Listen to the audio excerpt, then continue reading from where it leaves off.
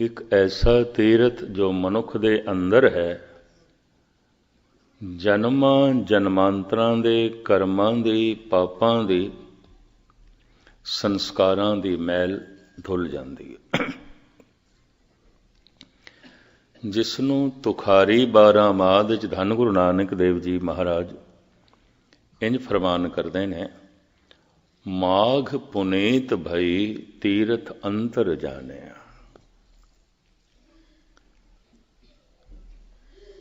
ਅਸੀਂ ਅੰਤਰੀਵ ਤੀਰਥ ਨੂੰ ਜਾਣ ਲਿਆ, ਅੰਦਰ ਦੇ ਤੀਰਥ ਨੂੰ ਜਾਣ ਲਿਆ, ਜੋ ਪਾਪਾਂ ਨੂੰ ਧੋ ਦਿੰਦਾ ਹੈ, ਦੁੱਖਾਂ ਨੂੰ ਮਿਟਾ ਦਿੰਦਾ ਹੈ, ਕਲ ਕਲੇਸ਼ ਨੂੰ ਮਿਟਾ ਦਿੰਦਾ ਹੈ, ਪੁਰਬਲੇ ਕੀਤੇ ਹੋਏ ਕਰਮਾਂ ਨੂੰ ਮਿਟਾ ਦਿੰਦਾ ਹੈ, ਧੋ ਦਿੰਦਾ ਹੈ। ਉਹ ਕਿਹੜਾ ਤੀਰਥ ਹੈ? ਸੁਣੀਏ ਮਨੀਏ ਮਨ ਕੀਤਾ ਭਾਵ।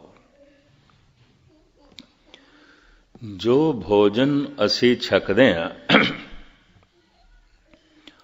ਉਸ ਦਾ ਜਿਹੜਾ ਭਾਗ ਸਾਡੇ ਸਰੀਰ ਦੇ 'ਚ ਰਹਿ ਜਾਂਦਾ ਹੈ, ਉਹੀ ਖੂਨ ਬਣਦਾ, ਉਹੀ ਮਾਸ ਬਣਦਾ, ਉਹੀ ਸਰੀਰ ਦੀ ਸ਼ਕਤੀ ਬਣਦਾ, ਉਹੀ ਇੰਦਰੀਆਂ ਦੀ ਸ਼ਕਤੀ ਬਣਦਾ। ਜੋ ਅਸੀਂ ਪੜ੍ਹਦੇ ਹਾਂ, ਸੁਣਦੇ ਹਾਂ, ਜਿਸ ਨੂੰ ਮਨ ਮੰਨ ਲੈਂਦਾ ਹੈ, ਉਹ ਮਨ ਦਾ ਹਿੱਸਾ ਬਣ ਜਾਂਦਾ ਹੈ, ਬਾਕੀ ਵਿਅਰਥ ਚਲਾ ਜਾਂਦਾ ਹੈ, ਹਵਾ 'ਚ ਉੱਡ ਜਾਂਦਾ ਹੈ। ਸੁਣਿਆ ਹੋਇਆ ਹਵਾ 'ਚ ਉੱਡ ਗਿਆ। ਮੈਂ ਇੱਕ ਦਫਾ ਫਿਰ ਦੁਹਰਾਵਾਂ, ਇਹੀ ਦਲੀਲ ਹੈ। ਜੋ ਭੋਜਨ ਅਸੀਂ ਖਾਂਦੇ ਹਾਂ,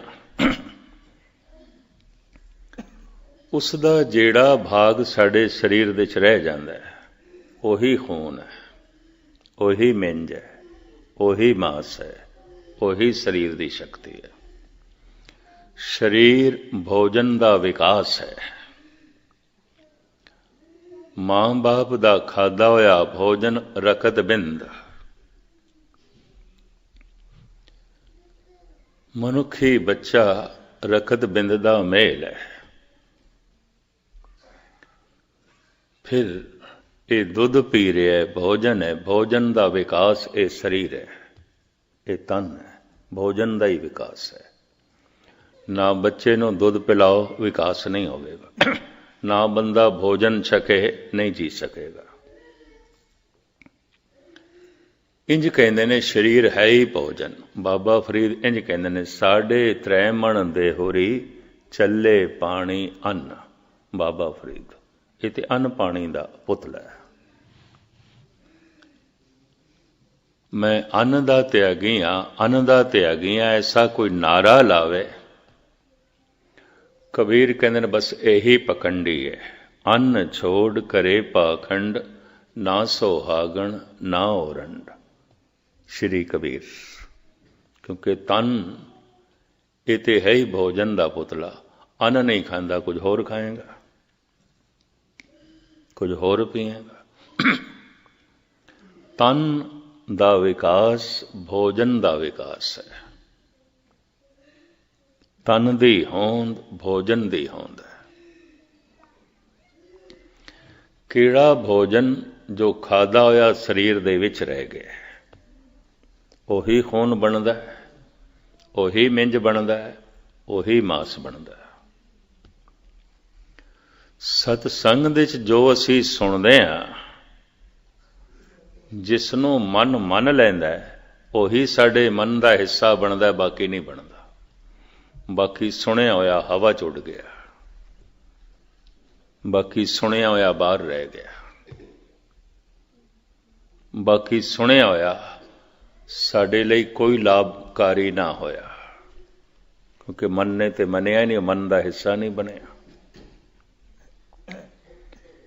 ਇੱਕ ਦਫਾ ਮੈਂ ਫਿਰ ਦੁਹਰਾ ਕੇ ਅਗਾਂਹ ਵਧਦਾ।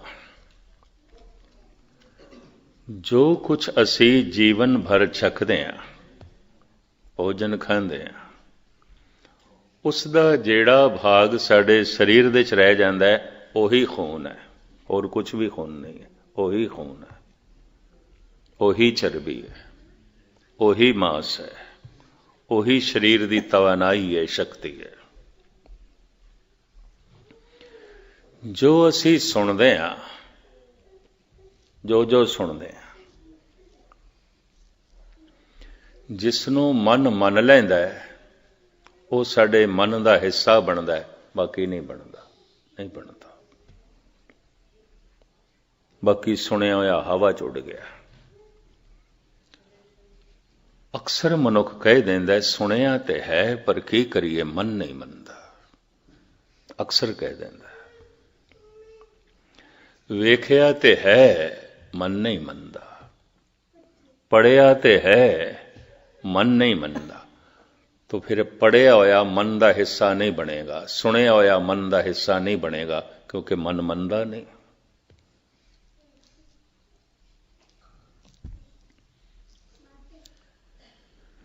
धर्म की पहली साधना सुनन ते खड़ी है। सुनन, सुनिए मनिए मन कीता। इनू उपनिषदां दे ऋषि इंज कहते हैं, श्रुतवा धर्मं विजानाति, सरवन करने से ही धर्म की प्राप्ति है। इंज कहते हैं, सुनना मूल है। धन गुरु नानक देव जी महाराज नूं इस दे उत्ते 4 पौड़ियां उचारण करनियां पईयां। सुनिए सिद्ध पीर सुननाथ। किसी ने सुनिया, सुनिया होया मन लिया, सिद्ध बन गया, नाथ बन गया। सुनिए सिद्ध पीर सुननाथ, कोई पीर बन गया, कोई संत बन गया।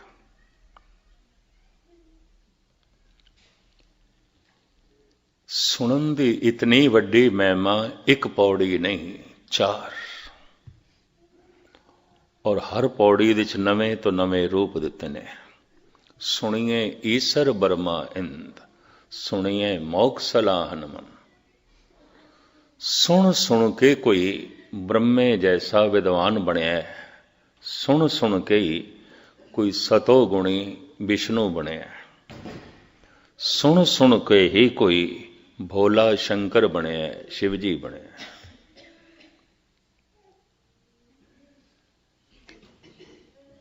सारी ये उच्च पदवियां धर्म दियां सुनन ते खड़ियां। सुनिए सत संतोख ज्ञान। किसी ने सुनिया मन लिया, उही सत बनया, उच्चा आचरण बन गया, उही संतोख बन गया, उही सबर बन गया। उस सुनन ने इतना पवित्र कर दिता है कि 68 तीरथ इस तो कुर्बान किए जा सकते, सदके किए जा सकते।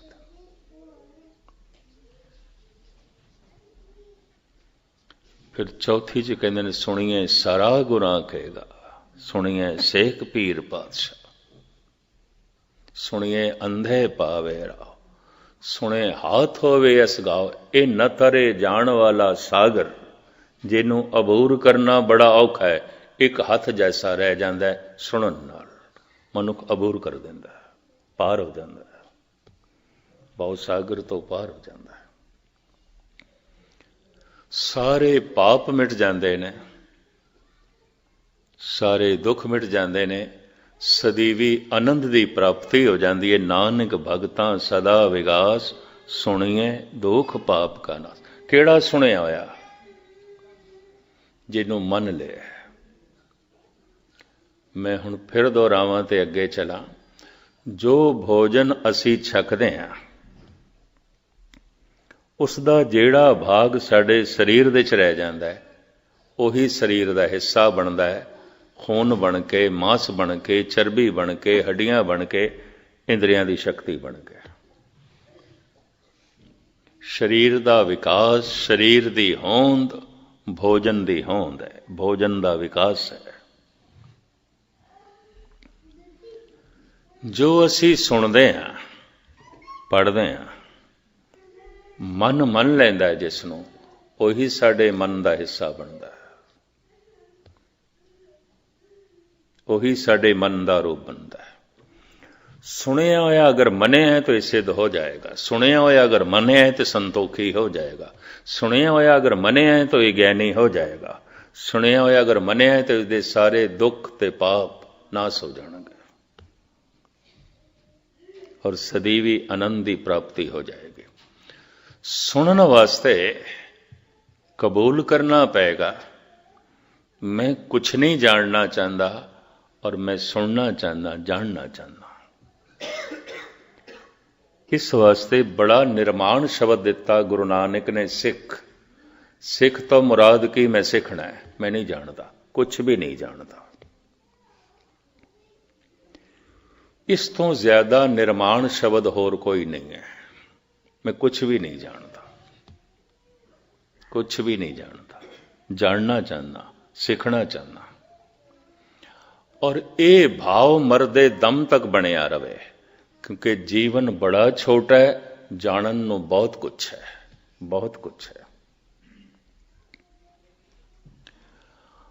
ਅਗਰ ਗੌਰ ਨਾਲ ਦੇਖੀਏ, ਧੰਨ ਗੁਰੂ ਗ੍ਰੰਥ ਸਾਹਿਬ ਜੀ ਦੀ ਸਾਰੀ ਬਾਣੀ ਅਗੰਮੀ ਸਾਗਰ ਮਨੁੱਖ ਨੂੰ ਬੜੇ ਮੁਸ਼ਕਿਲ ਨਾਲ ਕਿਧਰੇ 2-4 ਸ਼ਬਦਾਂ ਦੀ ਜੀਵਨ ਭਰ ਦੇ ਵਿੱਚ ਕਿਧਰੇ ਸਮਝ ਆ ਜਾਏ ਤੇ ਆ ਜਾਏ।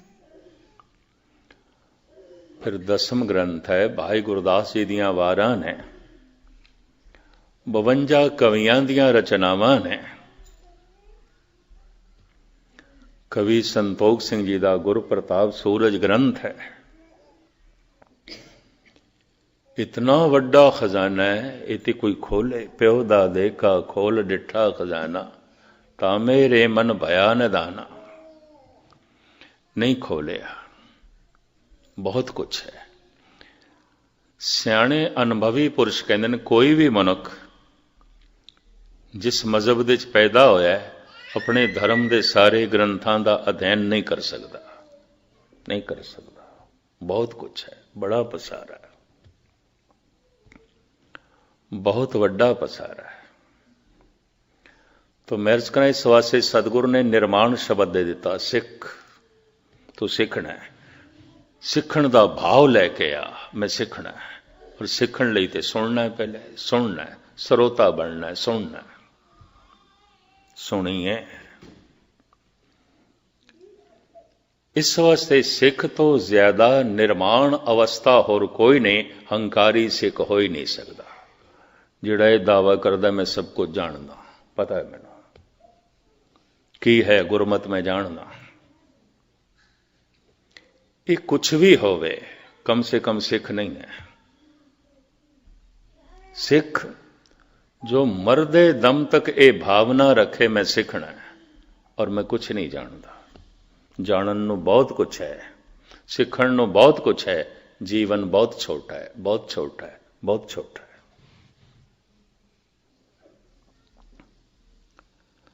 इस वास्ते चूंकि ये युग कलयुग दे विच, किसी युग दे विच काम प्रधान होंदा है, किसी दे विच लोभ प्रधान होंदा है। इस युग दे विच हंकार प्रधान है। साहिब कहंदे ने हਉ मैं रोग मानक को दीना, ये प्रधान है, बड़ा प्रधान है। आहं मैं हां, दूजा नहीं है, तो हंकारी सिख नहीं हो सकता। भावें सिख दिखाई देंदा, सिख नहीं है। सिख दा ते मतलब है मैं सीखना चाहना, मैनूं कुछ नहीं आउंदा, मैं कुछ नहीं जानता। कम से कम हे प्रभु मैं तेरे बारे कुछ भी नहीं जानता, कम से कम हे गुरु मैं तेरे बारे कुछ भी नहीं जानता। मैं जानना चाहना, मैं सीखना चाहना। इतना गहरा भाव होवे तो सिख भी लेगा। बड़ा निर्माण शब्द है।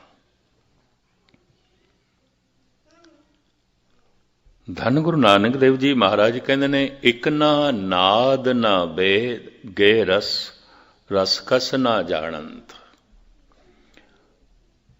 इस श्लोक का खुलासा करने तो पहले मैं इतना अर्ज करते हैं, धन गुरु नानक देव जी महाराज ने अपनी प्रचार फेरी कीर्तन दे राहीं आरंभ की थी।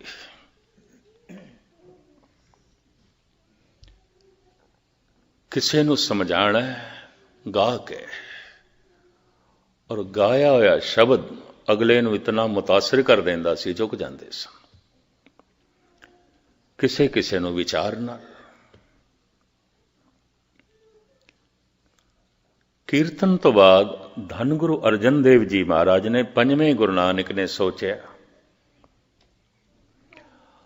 ਹਰ ਮਨੁੱਖ ਦੀ ਕੀਰਤਨ ਤੱਕ ਪਹੁੰਚ ਨਹੀਂ ਆਉਂਦੀ, ਨਹੀਂ ਆਉਂਦੀ। ਇਹ ਵੀ ਮੈਂ ਅਰਜ਼ ਕਰਦਾ। ਤੋ ਕਥਾ ਦੀ ਪਰੰਪਰਾ ਚੱਲੀ। ਧੰਨ ਗੁਰੂ ਅਰਜਨ ਦੇਵ ਜੀ ਮਹਾਰਾਜ ਪਹਿਲੇ ਆਪ ਕਥਾ ਕਰਦੇ ਸਨ, ਫਿਰ ਭਾਈ ਗੁਰਦਾਸ ਜੀ ਨੇ ਆਰੰਭ ਕੀਤੀ। ਛੇਵੇਂ ਪਾਤਸ਼ਾਹ ਗੁਰੂ ਹਰਗੋਬਿੰਦ ਸਾਹਿਬ ਜੀ ਮਹਾਰਾਜ ਜਿੱਥੇ ਬੈਠ ਕੇ ਕਥਾ ਕਰਦੇ ਰਹੇ ਉਹਨੂੰ ਵਿਵੇਕ ਸਰ ਕਹਿੰਦੇ ਨੇ। ਵਿਵੇਕ ਦਾ ਮਤਲਬ ਹੀ ਗਿਆਨ, ਗਿਆਨ ਦਿੰਦੇ ਰਹੇ, ਕਥਾ ਕਰਦੇ ਰਹੇ। ਅੰਮ੍ਰਿਤਸਰ ਦੇ 'ਚ ਇੱਕ ਵਿਵੇਕ ਸਰ ਹੈ, 5 ਸਰੋਵਰਾਂ ਦੇ 'ਚੋਂ, ਉੱਥੇ ਛੇਵੇਂ ਗੁਰੂ ਨਾਨਕ ਗੁਰੂ ਹਰਗੋਬਿੰਦ ਸਾਹਿਬ ਜੀ ਮਹਾਰਾਜ ਆਪ ਕਥਾ ਕਰਦੇ ਸਨ। ਇਸ ਤਰ੍ਹਾਂ ਕਥਾ ਦੀ ਪਰੰਪਰਾ ਆਰੰਭ ਹੋਈ। ਸਿੱਖ ਨੂੰ ਵਿਚਾਰਾਂ ਦੇ ਰਾਹੀਂ ਨਿਰੰਕਾਰ ਨਾਲ ਜੋੜਨਾ, ਵਿਚਾਰਾਂ ਦੇ ਰਾਹੀਂ ਕਰਤਾਰ ਦੀ ਸੂਝ-ਬੂਝ ਕਰਾਣੇ। ਸਿੱਖ ਨੂੰ ਆਪਣੀ ਵਿਰਾਸਤ ਦਾ, ਆਪਣੇ ਇਤਿਹਾਸ ਦਾ ਤੇ ਆਲੇ ਦੁਆਲੇ ਦੇ ਇਤਿਹਾਸ ਦਾ ਵੀ ਬੋਧ ਹੋਵੇ। ਗੁਰੂ ਹਰਗੋਬਿੰਦ ਸਾਹਿਬ ਜੀ ਮਹਾਰਾਜ ਨੇ ਢਾਡੀ ਸਿੰਘਾਂ ਨੂੰ ਜਨਮ ਦਿੱਤਾ। ਪਹਿਲਾ ਢਾਡੀ ਅਬਦੁੱਲਾ ਸੀ, ਮੁਸਲਮਾਨ ਸੀ। ਪਹਿਲਾ ਕੀਰਤਨੀਆ ਮਰਦਾਨਾ ਸੀ, ਮੁਸਲਮਾਨ ਸੀ।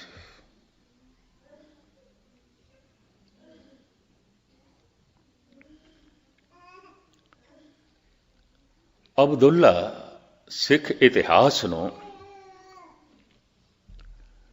ਜੰਗੀ ਤਰਜ਼ ਦੀਆਂ ਧੁਨਾਂ ਦੇ ਉੱਤੇ ਬੀਰ ਰਸ ਦੇ 'ਚ ਗਾ ਕੇ ਸੰਗਤਾਂ ਦੇ ਸਾਹਮਣੇ ਸੁਣਾਉਂਦਾ ਹੁੰਦਾ ਸੀ।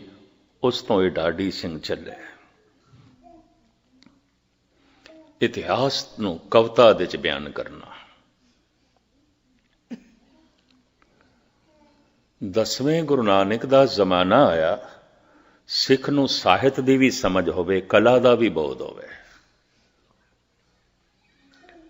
ਤੋ ਧੰਨ ਗੁਰੂ ਗੋਬਿੰਦ ਸਿੰਘ ਜੀ ਮਹਾਰਾਜ ਆਪਣੇ ਨਾਲ 52 ਕਵੀ ਰੱਖਦੇ ਸਨ। ਜਗ੍ਹਾ ਜਗ੍ਹਾ ਕਵੀ ਸੰਮੇਲਨ ਉਹ ਕਰਾਉਂਦੇ ਸਨ।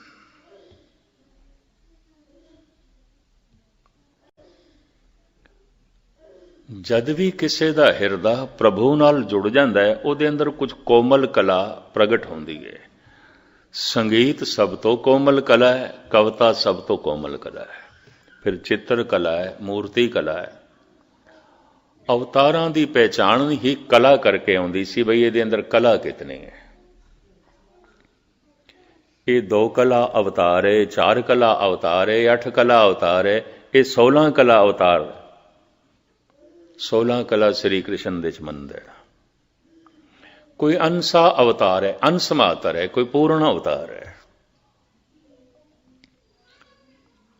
ਧੰਨ ਗੁਰੂ ਅਰਜਨ ਦੇਵ ਜੀ ਮਹਾਰਾਜ ਇੰਜ ਕਹਿੰਦੇ ਨੇ, 16 ਕਲਾ ਸੰਪੂਰਨ ਫਲਿਆ, ਅਨੰਤ ਕਲਾ ਹੋਏ ਠਾਕਰ ਚੜਿਆ। ਉਹ ਜਿਹੜਾ ਠਾਕਰ ਹੈ, ਪਰਮਾਤਮਾ ਹੈ, ਤੂੰ ਸਰਬ ਕਲਾ ਕਾ ਗਿਆਤਾ। ਉਹ ਸਾਰੇ ਕਲਾ ਦਾ ਗਿਆਨੀ ਹੈ, ਔਰ ਕਿਸੇ ਨੂੰ ਕਲਾ ਪ੍ਰਾਪਤ ਹੁੰਦੀ ਉਸ ਮਹਾਨ ਕਲਾਕਾਰ ਤੋਂ ਪ੍ਰਾਪਤ ਹੁੰਦੀ ਹੈ, ਉਸ ਨਾਲ ਜੁੜ ਕੇ ਪ੍ਰਾਪਤ ਹੁੰਦੀ ਹੈ। ਉਹ ਜ਼ਿੰਦਾ ਕਲਾ ਹੁੰਦੀ ਹੈ। ਸੰਗੀਤ ਜਦ ਅੰਦਰੋਂ ਜਨਮ ਲੈਂਦਾ ਹੈ, ਉਹ ਜ਼ਿੰਦਾ ਹੁੰਦਾ ਹੈ। ਜਿਹੜਾ ਸਿੱਖਣਾ ਹੁੰਦਾ ਹੈ, ਉਹਦੇ 'ਚ ਜਿੰਦ ਜਾਨ ਨਹੀਂ ਹੁੰਦੀ। ਇਹ ਵੀ ਮੈਚ ਕਰਦੇ ਹਾਂ। ਕਵਿਤਾ ਜਿਹੜੀ ਅੰਦਰੋਂ ਜਨਮ ਲੈਂਦੀ ਹੈ, ਉਹਦੇ ਜਿੰਦ ਜਾਨ ਆਉਂਦੀ ਹੈ, ਬੜਾ ਮੁਤਾਸਰ ਕਰਦੀ ਹੈ, ਬੜਾ ਪ੍ਰਭਾਵਿਤ ਕਰਦੀ ਹੈ।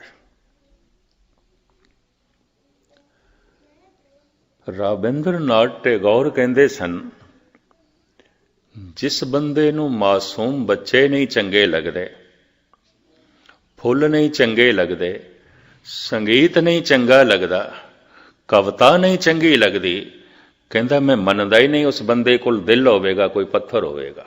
ਉਸ ਬੰਦੇ ਕੋਲ ਦਿਮਾਗ ਹੋਵੇਗਾ, ਕਹਿੰਦਾ ਨਹੀਂ ਪੱਥਰ ਹੋਵੇਗਾ। ਇਹ ਮਨੁੱਖ ਨਹੀਂ ਹੋਵੇਗਾ, ਪੱਥਰ ਹੋਵੇਗਾ।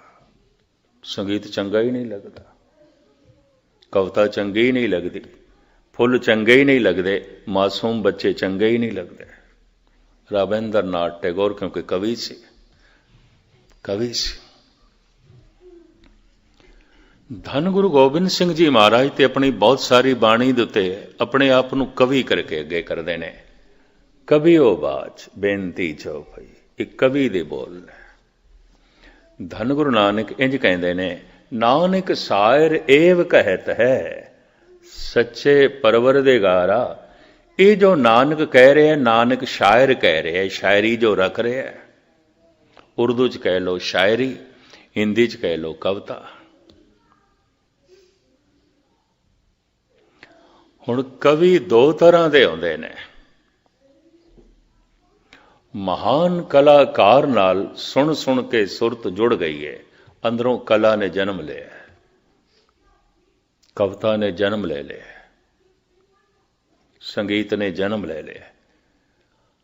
अलोरा अजंता गुफावां दे जो चित्र बनाए गए ने, ये उन्हां जुड़े हुए कलाकारां ने बनाए ने। दुनिया भर तो चित्रकार पहुंचते ने अजंता दे विच एक तस्वीर की नकल करन। वो तस्वीर है, तुसी सामने देखो तो मुस्कुरांदी हुई है। इंज खब्बे पासे आ जाओ, बड़ी गंभीर है, बहुत गंभीर है। और सज्जे पासे आ जाओ, समाधि लीन दिखाई देती। तस्वीर इको ही है। इको ही तस्वीर दे तीन रूप दिखाई देंदे पहलू बदलन नाल। दुनिया भर तो आर्टिस्ट उत्थे पहुंचते ने। किवें बनाई गई, भावें 2000 साल बनाई गई, पर अज भी जिंदा है, जिंदगी दे रही है। किसी ऐसे चित्रकार दे अंदरों निकली है जिहदी चित्रकला दे च जान सी, जिंदगी सी, किसी तो सिखिया नहीं सी। परमात्मा नाल जुड़ के कला उसके अंदरों प्रगट हुई सी। बौद्ध भिक्षु सन, उसने बनाई सी। मैं भी जिस दिन देखी हैरान होया। मैं कहा हद हो गई। खब्बे पासे देखदे कुछ होर दिखाई देंदी है, सज्जे पासे देखिए तो कुछ होर, सामने देखिए तो कुछ होर।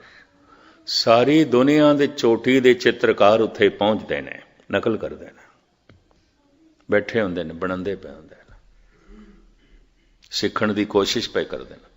पर जिसने बनाई है उसने किसे तो नहीं सीखी सी, उहदे अंदरों प्रगट हुई सी, उहदे अंदरों प्रगट हुई सी।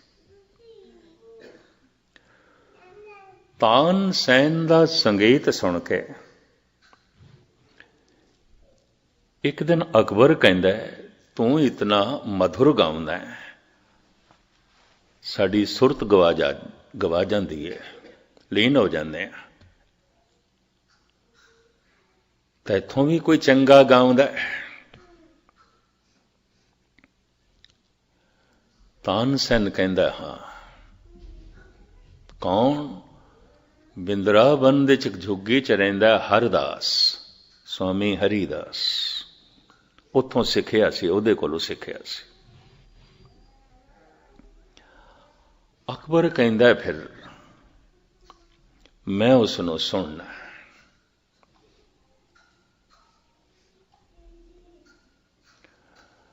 पता है तानसेन ने की आख्या, मैं तेरे दरबार दे आके तैनू सुना सकदा, उन्होंने सुनना है तो उहदे दरबार तैनू जाना पड़ेगा।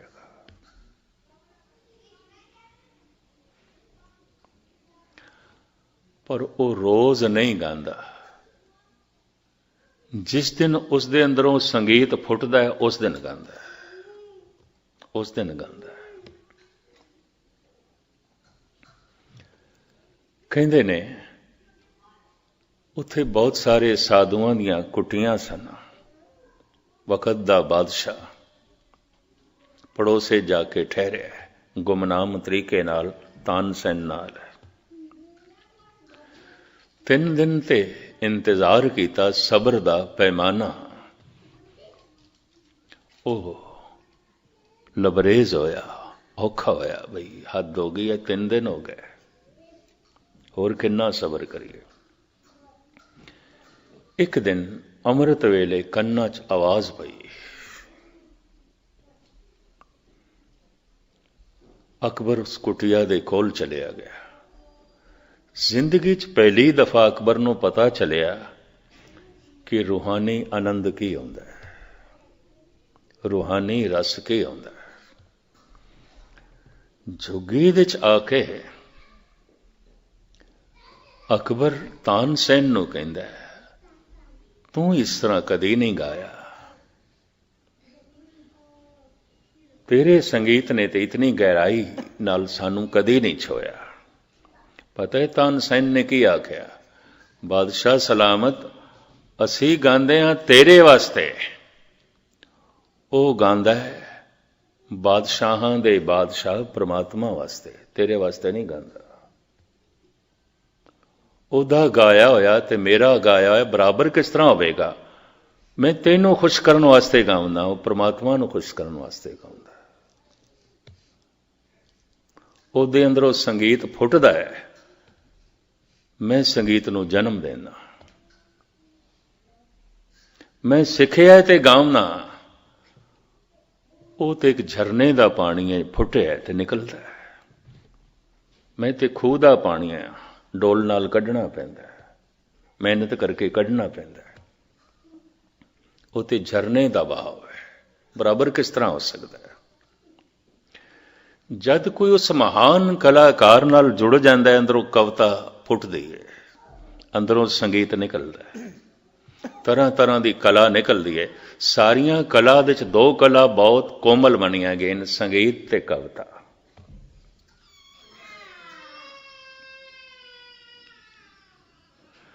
धन गुरु नानक देव जी महाराज कहते हैं, एक ना नाद ना वेद गे रस, रस कस ना जानंत।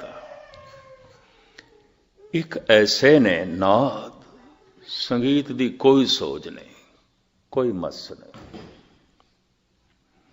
वेद, रब्बी ज्ञान, रब्बी विद्या दी कोई समझ नहीं, कुछ भी पता नहीं। एक ना शब्द ना सुरत, अखर का भैव ना लहंद। एक ना नाद ना वेद गे रस, रस कस ना जानंद। एक ना शब्द ना सुरत, अखर सर, अखर का भैव ना लहंद। कुछ अखर दा बोध नहीं उस परमात्मा दा, कुछ संगीत दी समझ नहीं, कविता दा बोध नहीं। लेकिन कहते ने असी बहुत कुछ जानते हैं, बहुत कुछ जानते हैं, बहुत कुछ जानते हैं। हुण गुरु नानक देव जी कहते, नानक ते नर असल खर, जो बिन गुण गरत करन। न कविता जानदा है, न शायरी नूं जानदा है, न संगीत नूं जानदा है, न रब्बी विचार नूं जानदा है, ते फिर दावा है मैनूं सब कुछ पता है। महाराज कहते हैं असली खोते इन्हां नूं कहंदे ने। ऐसा क्या है? धन गुरु नानक देव जी ने। क्यों? भावक मनुख, श्रद्धालु मनुख ਸਰੋਤਾ ਹੁੰਦਾ है और कला ਦੇ नेड़े चला जाता है। ये भी महर्ज करते हैं, नेड़े चला जाता है। हकीकत है, ये बहुत वड्डी सच्चाई है। आज दुनिया बहुत बाहर मुखी हो गई है, अंतर्मुखी होना बहुत औखा है। एक दफा मैं फिर दोहरा दें ताकि गल पूरी पकड़ दे च आ जाए। जो भोजन असी खांदे हैं उसका जिहड़ा भाग साडे अंदर रह जाता है, ਉਹੀ खून बनता है, ਉਹੀ मास बनता है, ਉਹੀ शरीर की शक्ति बनता है। गुरु का शब्द सत्संग दे जो असी सुनते हैं, कथा कीर्तन जो असी सुनते हैं, जो साडे मन दे च रह जाता है, ਉਹੀ साडे मन का हिस्सा बनता है। ते मन का हिस्सा बन के पहले भरोसा बनता है, फिर भावना बनता है, भगती बनता है। स्नेह ते सारिਆਂ ਦੇ अंदर है, वो तो सारे मनुख स्नेह ते सारिਆਂ ਦੇ अंदर है। गुरु कोल पदार्थां दी मंग, ये गुरु नाल स्नेह है, प्रेम भी नहीं है। अपने तो छोटे दी तरफ प्यार दी धारा जो जाती है उसनूं स्नेह कहंदे ने, बराबरी दी तरफ जाती है तो प्रेम कहंदे ने। अगर ये गहरा सरोता है तो इसके अंदर प्रेम पैदा हो जाएगा। ਮਨੁੱਖ ਇਸ ਅਵਸਥਾ ਤੱਕ ਪਹੁੰਚ ਸਕੇ, ਗੁਰੂ ਘਰ ਨੇ 4 ਤਰ੍ਹਾਂ ਦੀ ਕੋਸ਼ਿਸ਼ ਕੀਤੀ। ਕੀਰਤਨ, ਕਥਾ, ਢਾਡੀ ਪ੍ਰਸੰਗਾਂ ਦੇ ਰਾਹੀਂ ਇਤਿਹਾਸ ਦੀ ਜਾਣਕਾਰੀ ਕਰਾ ਕੇ ਮਨੁੱਖ ਦੇ ਅੰਦਰ ਜਾਗ ਲਾਣੀ, ਔਰ ਧੰਨ ਗੁਰੂ ਗੋਬਿੰਦ ਸਿੰਘ ਜੀ ਮਹਾਰਾਜ ਨੇ ਕਵੀ ਦਰਬਾਰਾਂ ਨੂੰ ਜਨਮ ਦਿੱਤਾ। ਧੰਨ ਗੁਰੂ ਅਰਜਨ ਦੇਵ ਜੀ ਮਹਾਰਾਜ ਕਹਿੰਦੇ ਨੇ, हे परिपूर्ण परमात्मा कई कोट कवि काव्य विचारे, करदे ने तेरे कई विचार, कविता दे राहें, शायरी दे राहें। संस्कृत दा लफ्ज है ऋषि, ते ऋषि दे अर्थ ने कवि। ये जिन्ने भगतां दी बाणी ऋषि मुनियां दी बाणी है। ऋषि मुनि इकट्ठा शब्द क्यों कहने आ? जिन्हां दा मन चुप कर गया, मौन कर धारण कर गया ऋषि। हुण इहदे अंदरों कला फुटेगी, कुछ ना कुछ फुटेगा। भावें खड्डी ते बैठ के कपड़े बुनदा है, इस कबीर दे अंदरों संगीत भी निकलेगा, गीत भी निकलेगा।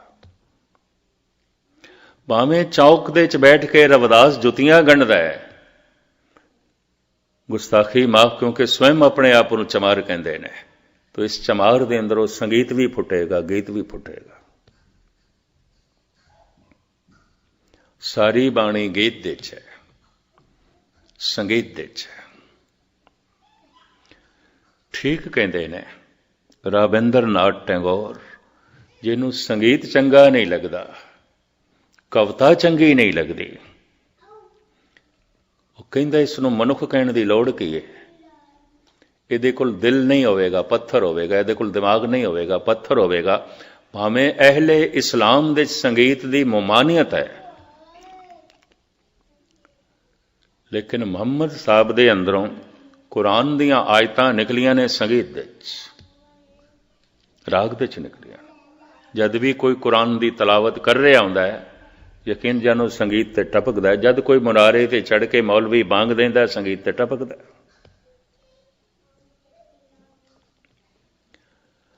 अमीर खुसरो इसनूं इंज कहंदा है, छुप गए वो साज़े हस्ती छेड़ कर, अब तो बस आवाज ही आवाज है। हे प्रभु, तेरे एक नूर दी झलक मिली सी, वो ते खो गई, पर तेरी आवाज मैं सुन रहा। संगीतमयी है, गीतमयी है। तेरी आवाज गीत है, तेरी आवाज संगीत है। लफ्ज उत्थे रूह है, रूह दी आवाज गीत है, संगीत है। हे प्रभु, ये तेरी आवाज है, गीत संगीत। धन गुरु नानक देव जी महाराज कहते हैं, एक ना नाद ना भेद गे रस, रस कस ना जानन। नाद की समझ ही नहीं। धन गुरु नानक देव जी महाराज कहते हैं, विस्माद नाद। हे प्रभु, मैं संगीत सुन के विस्मादमई हो जाना। आवाज दे च इतनी लयबद्धता, आवाज दे च इतनी कशिश, इतनी लयबद्धता। आवाज तरतीब दे च हो जाए, संगीत बन जाती है। अखर तरतीब दे च हो जान, कविता बन जाती है, शायरी बन जाती है। कवि नूं ऋषि आख्या गया है। ऋषि कवि है, कवि ऋषि है। अंतरा की है? ऋषि जिहदी जिंदगी दे चानना हो गया, सूरज उदय हो गया, प्रकाश हो गया। कवि जिहदी जिंदगी चानना कदी कदी इस तरह होंदा है जिवें अंधेरे च बिजली चमकदी है। जदों बिजली चमकदी है, उस दे अंदरों भी कुछ गीत जन्म लैंदे हैं, उस दे अंदरों भी कोई राग जन्म लैंदा है। उस वक्त तो ऋषि जैसा होंदा है, पर जैसे चमकदी है बिजली छुप जाती है, बंद हो जाती है, फिर अंधेरे च। कवि कई दफा आम मनुखा नालों भी थले जीवदा है, यह भी महसूस करते हैं। हो सकता है आम मनुख कुछ नैतिकता रखता हो, किसी नैतिकता की पालना नहीं करता।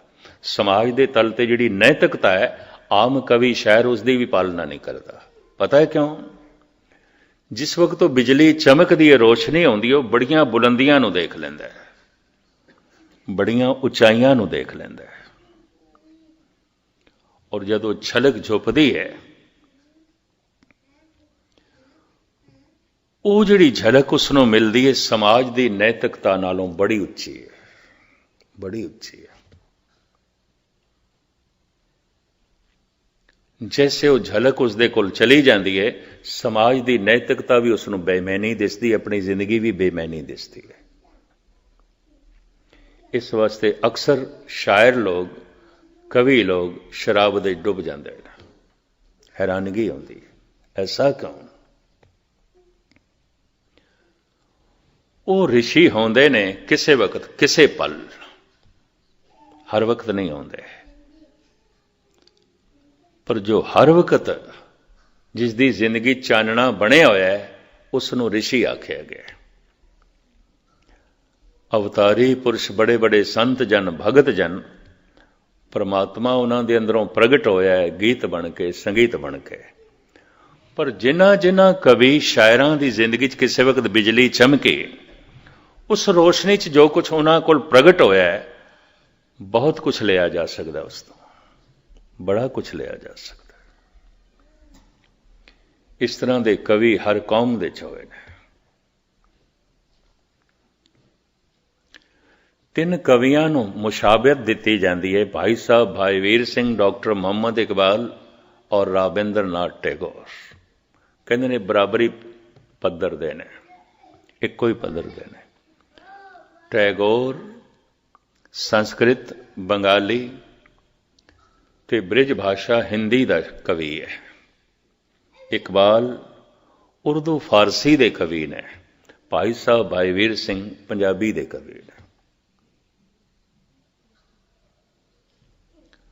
ਪਰ 3 ਉਹ ਕਵੀ ਨੇ ਜੋ ਰਿਸ਼ੀ ਹੋਣ ਦੀ ਅਵਸਥਾ ਵਿੱਚ ਖੜੇ ਨੇ, ਉੱਥੇ ਪੈਰ ਰੱਖਿਆ ਉਹਨਾਂ ਨੇ। ਇਹੀ ਕਾਰਨ ਹੈ ਕਿ ਉਹਨਾਂ ਦੀਆਂ ਨਜ਼ਮਾਂ, ਉਹਨਾਂ ਦੀਆਂ ਰਚਨਾਵਾਂ ਪੁਰਾਣੀਆਂ ਨਹੀਂ ਆਉਂਦੀਆਂ, ਨਵੀਨਤਾ ਬਣੀ ਹੋਈ ਹੈ, ਰਸ ਬਣਿਆ ਹੋਇਆ ਹੈ। ਕਿਉਂਕਿ ਆਈਆਂ ਉਸ ਤੋਂ ਨੇ ਜੋ ਨਿਤ ਨਵਾਂ, ਸਾਹਿਬ ਮੇਰਾ ਨੀਤ ਨਵਾਂ, ਸਦਾ ਸਦਾ ਦਾਤਾ।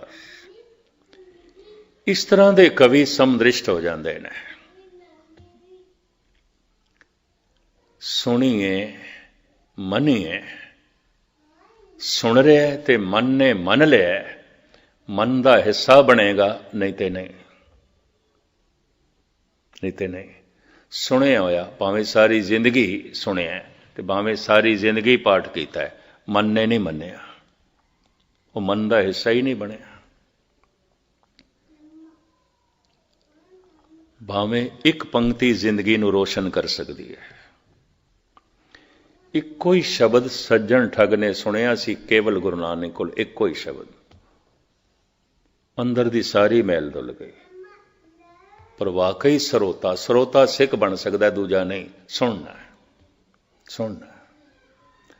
ਕੌਣ ਸੁਣ ਸਕਦਾ ਹੈ, ਕੌਣ ਸੁਣੇਗਾ? ਮੈਂ ਕੁਛ ਨਹੀਂ ਜਾਣਦਾ, ਮੈਂ ਕੁਛ ਨਹੀਂ ਜਾਣਦਾ, ਕੁਛ ਵੀ ਨਹੀਂ ਜਾਣਦਾ। ਮੈਂ ਸਿੱਖਣਾ ਚਾਹੁੰਦਾ। ਤੋ ਸਿੱਖਣ ਦੀ ਸ਼ੈਲੀ ਸੁਣਨ ਤੋਂ ਆਰੰਭ ਹੋਵੇ। ਗੁਰੂ ਨੂੰ ਸੁਣਨਾ ਹੈ, ਗੁਰੂ ਸੁਣਨ ਦਾ ਵਿਸ਼ਾ ਹੈ। ਅਗਰ ਇਹ ਸੁਣ ਰਿਹਾ ਹੈ, ਵਾਕਈ ਸੁਣ ਰਿਹਾ ਹੈ, ਔਰ ਇਸ ਦੇ ਮਨ ਨੇ ਸੁਣ ਕੇ ਮੰਨ ਲਿਆ, ਜਿੰਨੀ ਸੁਣ ਕੇ ਮੰਨਿਆ ਹਉ 3 ਬਲਹਾਰੇ ਜਾਉ। ਮਹਾਰਾਜ ਕਹਿੰਦੇ ਮੈਂ ਸਦਕੇ ਜਾਣਾ ਉਹਨਾਂ ਤੋਂ। ਸੁਣ ਕੇ ਮੰਨਿਆ ਤਾਂ ਮਨ ਦਾ ਹਿੱਸਾ ਬਣ ਜਾਏਗਾ। ਭਰੋਸਾ ਬਚ ਜਾਏਗਾ। ਭਰੋਸਾ ਸੁਣ ਕੇ ਹੀ ਬਣਦਾ ਹੈ। ਹੁਣ ਮੈਂ ਅਰਜ਼ ਕਰਾਂ, ਉਸ ਤੋਂ ਵਿਰੋਧੀ ਕੁਝ ਸੁਣ ਕੇ ਅਗਰ ਉਹ ਮੰਨ ਲਿਆ ਤਾਂ ਭਰੋਸਾ ਟੁੱਟ ਵੀ ਸਕਦਾ ਹੈ। 10 ਸਾਲ ਕਥਾ ਸੁਣ ਰਿਹਾ ਸੀ, ਕਿਸੇ ਕੋਲ ਉਸ ਤੋਂ ਵਿਪਰੀਤ ਸੁਣ ਲਿਆ, ਭਰੋਸਾ ਟੁੱਟ ਵੀ ਸਕਦਾ ਹੈ। 10 ਸਾਲ ਤੋਂ ਕੀਰਤਨ ਸੁਣ ਰਿਹਾ ਸੀ, ਗੁਰਬਾਣੀ ਸੁਣ ਰਿਹਾ ਸੀ, ਤੇ ਸੁਣਦਿਆਂ ਮੰਨ ਕੇ ਭਰੋਸਾ ਬਣ ਗਿਆ, ਹਾਂ ਪ੍ਰਭੂ ਹੈ, ਭਰੋਸਾ ਬਣ ਗਿਆ। ਇਹ ਭਰੋਸਾ ਟੁੱਟ ਸਕਦਾ ਹੈ। ਇਸ ਭਰੋਸੇ ਨੂੰ ਕੋਈ ਡੁਲਾਇਮਾਨ ਕਰ ਸਕਦਾ, ਕੋਈ ਪ੍ਰਬਲ ਦਲੀਲ ਨਾਲ ਉਸ ਤੋਂ ਵਿਪਰੀਤ ਗੱਲ ਆਖ ਦੇਵੇ ਤੇ ਉਸਦਾ ਮਨ ਮੰਨ ਲਵੇ, ਭਰੋਸਾ ਟੁੱਟ ਜਾਂਦਾ ਹੈ। ਬੜੇ ਬੜਿਆਂ ਦੇ ਭਰੋਸੇ ਟੁੱਟਦੇ ਮੈਂ ਦੇਖੇ ਨੇ। ਇਹ ਵੀ ਮੈਂ ਅਰਜ਼ ਕਰਦੇ ਹਾਂ, ਕੋਈ ਬਹੁਤ ਵੱਡੀ ਗੱਲ ਨਹੀਂ ਹੈ ਭਰੋਸੇ ਦਾ ਟੁੱਟ ਜਾਣਾ, ਟੁੱਟ ਜਾਂਦਾ ਹੈ। ਅਗਰ ਕਿਸੇ ਨੂੰ ਸੁਣ ਕੇ ਭਰੋਸਾ ਨਹੀਂ ਟੁੱਟਿਆ, ਹੋ ਸਕਦਾ ਸੰਸਾਰ ਦਾ ਕੋਈ ਗਹਿਰਾ ਦੁੱਖ ਭਰੋਸੇ ਨੂੰ ਤੋੜ ਕੇ ਰੱਖ ਦੇਵੇ। ਕਿਸ ਤਰ੍ਹਾਂ ਰੱਬ ਨੂੰ ਮੰਨਦਾ ਹੀ ਨਹੀਂ, ਕਿਸ ਤਰ੍ਹਾਂ ਰੱਬ ਹੋ ਸਕਦਾ ਹੈ, ਪ੍ਰਮਾਤਮਾ ਕਿਸ ਤਰ੍ਹਾਂ ਹੋ ਸਕਦਾ? ਇੰਨਾ ਦੁੱਖ, ਇੰਨਾ ਦੁੱਖ। ਭਰੋਸਾ ਤੋੜਨ ਵਾਸਤੇ ਹਜ਼ਾਰਾਂ ਸਾਧਨ ਬਾਹਰ ਮੌਜੂਦ ਨੇ। ਭਰੋਸਾ ਜੋੜਨ ਵਾਸਤੇ ਤੇ ਕੇਵਲ ਸਤਸੰਗ ਹੈ, ਹੋਰ ਕੁਝ ਵੀ ਨਹੀਂ, ਕੇਵਲ ਗੁਰੂ ਨੂੰ ਸੁਣਨਾ। ਭਰੋਸਾ ਟੁੱਟ ਸਕਦਾ ਹੈ, ਪਰ ਬਾਰ-ਬਾਰ ਸੁਣਿਆ ਹੋਇਆ ਜੋ ਮੰਨਿਆ ਗਿਆ, ਮੰਨ ਕੇ ਜੋ ਭਰੋਸਾ ਬਣਿਆ, ਤੇ ਭਰੋਸਾ ਬਣ ਕੇ ਭਾਵਨਾ ਬਣ ਗਿਆ, ਭਗਤੀ ਬਣ ਗਿਆ। ਹੁਣ ਇਹਦੇ ਤਨ ਦੇ ਟੁਕੜੇ ਟੁਕੜੇ ਤੇ ਹੋ ਸਕਦੇ ਨੇ, ਭਰੋਸਾ ਟੁੱਟੇਗਾ ਨਹੀਂ। ਹੁਣ ਇਹ ਉਬਲਦੀ ਦੇਗ ਦੇ ਚ ਉਬਲ ਸਕਦਾ ਹੈ, ਇਹਦਾ ਭਰੋਸਾ ਨਹੀਂ ਟੁੱਟੇਗਾ, ਇਹ ਸਮਦ੍ਰਿਸ਼ਟ ਹੋ ਜਾਏਗਾ। ਇਹ ਜਲਾਦ ਦੇ ਚ ਵੀ ਪ੍ਰਮਾਤਮਾ ਨੂੰ ਦੇਖੇਗਾ ਅਗਰ ਕਿਸੇ ਨੇ ਇਸ ਦੇ ਟੁਕੜੇ ਕੀਤੇ। ਇਹ ਉਹਦੇ ਵਿੱਚ ਵੀ ਪ੍ਰਮਾਤਮਾ ਨੂੰ ਵੇਖੇਗਾ। ਜੋ ਦੀਸੇ ਸੋ ਤੇਰਾ ਰੂਪ ਕਰਕੇ ਹੋ ਜਾਏਗਾ, ਸਮਦ੍ਰਿਸ਼ਟ ਹੋ ਜਾਏਗਾ। जैसे भगवान समदृष्ट है, भगत समदृष्ट हो जाता है। समदृष्टि पहचान है कि ਇਹਦਾ ਸੁਣਿਆ ਹੋਇਆ ਮਨ ਤੋਂ ਅੱਗੇ ਲੰਘ ਕੇ, ਭਰੋਸੇ ਤੋਂ ਅੱਗੇ ਲੰਘ ਕੇ ਭਾਵਨਾ ਬਣ ਗਏ, ਭਗਤ ਹੈ। ਪੰਡਤ ਸੂਰ ਛਤਰਪਤ ਰਾਜਾ, ਭਗਤ ਬਰਾਬਰ ਔਰ ਨਾ ਕੋਏ। ਭਗਤ ਦੀ ਬਰਾਬਰੀ ਕੋਈ ਨਹੀਂ ਕਰ ਸਕਦਾ, ਕਿਉਂ? ਭਗਤ ਭਗਵਾਨ ਜੈਸਾ ਹੈ, ਭਗਤ ਪ੍ਰਮਾਤਮਾ ਜੈਸਾ ਹੈ, ਭਗਤ ਈਸ਼ਵਰ ਜੈਸਾ ਹੈ। ਸਮਦ੍ਰਿਸ਼ਟ ਹੋ ਜਾਂਦਾ ਹੈ, ਉਹਦੇ ਲਈ ਸਭ ਕੁਝ ਈਸ਼ਵਰਮਈ ਹੋ ਜਾਂਦਾ ਹੈ। ਇਹ ਵਿਸ ਸੰਸਾਰ ਤੁਮ ਦੇਖਦੇ, ਹਰ ਕਾ ਰੂਪ ਹੈ, ਹਰ ਰੂਪ ਨਦਰੀ ਆਇਆ। ਤਰ੍ਹਾਂ ਤਰ੍ਹਾਂ ਦੇ ਵਿਤਕਰਿਆਂ ਦੇ ਵਿੱਚ ਜੀਣ ਵਾਲੇ ਮਨੁੱਖ ਹੋ ਸਕਦਾ ਹੈ ਅਜੇ ਭਰੋਸੇ 'ਚ ਵੀ ਨਹੀਂ ਜੀ ਰਹੇ, ਅਜੇ ਸੁਣੀ ਹੋਈ ਬਾਣੀ ਮਨ ਦਾ ਹਿੱਸਾ ਨਹੀਂ ਬਣੀ, ਸਰੋਤੇ ਵੀ ਨਹੀਂ ਹੈ। ਸੁਣੀਏ ਮੰਨੀਏ ਮਨ ਕੀਤਾ ਭਾਵ। ਭਾਵਨਾ ਸੁਣ ਕੇ ਜਿਸ ਦੀ ਬਣ ਗਈ ਹੈ, ਸੁਣ ਕੇ ਜਿਸ ਦਾ ਭਰੋਸਾ ਬਣ ਗਿਆ, ਖਤਰੇ 'ਚ ਹੈ। ਭਰੋਸਾ ਟੁੱਟ ਵੀ ਸਕਦਾ, ਕੋਈ ਤੋੜ ਕੇ ਰੱਖ ਦੇਗਾ। ਔਰ ਮੈਂ ਇਸ ਜ਼ਿੰਦਗੀ ਦੇ ਵਿੱਚ ਅੰਦਾਜ਼ਨ 46-47 ਸਾਲ ਹੋ ਗਏ ਨੇ ਮੈਨੂੰ ਕਥਾ ਕਰਦੇ, ਮੈਂ ਚੰਗੇ ਚੰਗੇ ਬੰਦੇ ਦੇਖੇ ਜਿਨ੍ਹਾਂ ਦੇ ਭਰੋਸੇ ਟੁੱਟ ਗਏ। ਗੁਰੂ ਤੋਂ ਭਰੋਸੇ ਟੁੱਟ ਗਏ, ਗੁਰਦੁਆਰੇ ਤੋਂ ਭਰੋਸੇ ਟੁੱਟ ਗਏ, ਪਰਮਾਤਮਾ ਤੋਂ ਭਰੋਸੇ ਟੁੱਟ ਗਏ। ਕਈਆਂ ਦੇ ਤੇ ਬਹੁਤ ਛੋਟੀ ਛੋਟੀ ਗੱਲ ਤੇ ਵੀ ਟੁੱਟੇ। ਇਹ ਪਿਛਲੇ ਸਾਲ ਦੀ ਗੱਲ, ਕੈਲੀਫੋਰਨੀਆ 'ਚ ਇੱਕ ਸੱਜਣ ਨੇ ਅਖੰਡ ਪਾਠ ਰਖਾਇਆ।